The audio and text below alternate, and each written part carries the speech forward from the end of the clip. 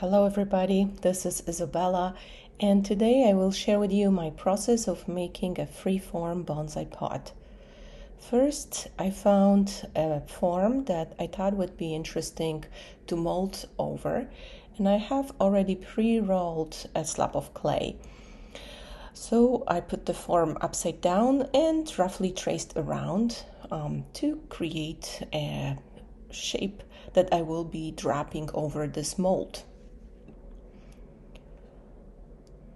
Now I'm removing an excess clay and looking at my outline, I think I want to add a little bit more interest. So I cut out an irregular outline because for this project I want to break all the rules that I usually put on when making a pot and make something unexpected. So I'm just allowing my knife to follow the direction that feels good at the moment. And this is what I end up with. And now I'm flipping it upside down, and I'm going to be keeping it on this bottle of old glaze for the lack of better thing to hold it. So once it lays there, I can take a look and press the clay gently. And as I'm pressing, naturally some drapes are forming, some folds in the clay. So using my patting tool, I'm patting around to accentuate those folds and create texture that is not just smooth texture, but actually has some marks on it. And as you can see from the patting, there is this flat areas that form as a result of a contact with the paddle, and it looks quite interesting. So I examined it, looking at it the right side up, and then went back and decided that I do like the folds, but I want to add a little bit more interest. I want this pot to be more like a rock formation. So I'm going to be adding different pieces of clay that are left over from my cutouts, and using my molding tool, I'm just going around the folds and the added pieces and seeing what feels right. What would look like a natural rock. Irregular shapes are cut out of clay. Some slip is used, slip and score technique is used to add them. And then I'm using my wooden tool to make sure it's securely attached. Some parts seem too long, so now I'm cutting it out. And this forms a nice sharp edge that would look like a rock on the shoreline, maybe. At this point, I didn't know how it was going to look like. I was just playing and adding little pieces of clay, one on top of another, gradually building this rock texture. And in this speed up video, you can see me scoring, slipping, adding more clay, assessing, flipping the pot back and assessing how it looks like.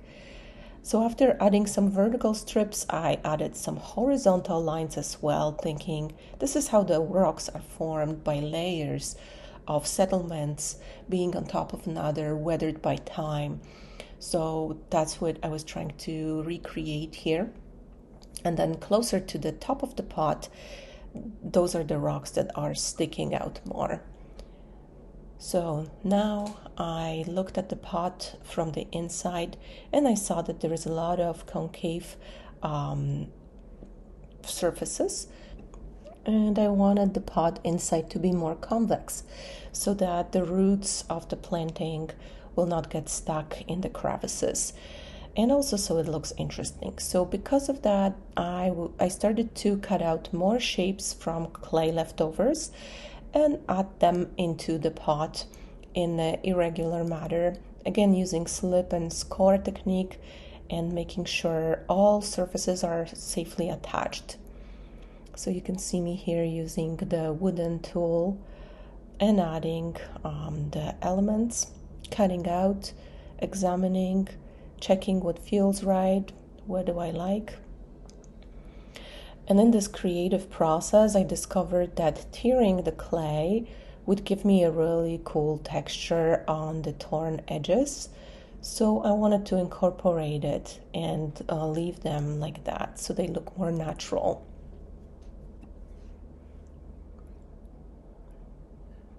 Checking the sizes, scoring and slipping, and creating that, building up that surface gradually, one layer on top of another. Here is a sped up version of me doing that because it was a long process. And now I'm adding the edge of, actually this clay was torn and crackled naturally, so I really like that, and that's what I decided to leave. One problem that occurred as a result of this was that there was some air trapped inside because I was creating kind of like pillows of clay.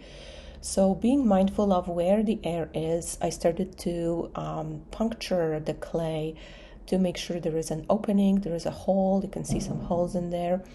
And I left it for the purpose of drying and also so it doesn't explode in the kiln. And it was a total experiment and really immersive process. So I was just in it, and this is the result. So when I looked at it after creating, I was like, wow, this is pretty interesting. And now I'm considering what type of feet I want to add.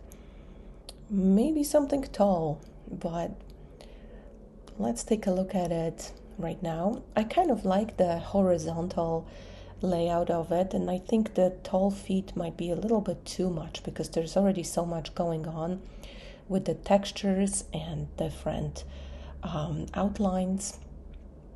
So I cut up the drainage holes so that it could become a bonsai pot, and some tie-dye holes as well, and decided to make much smaller feet so that the pot isn't as tall.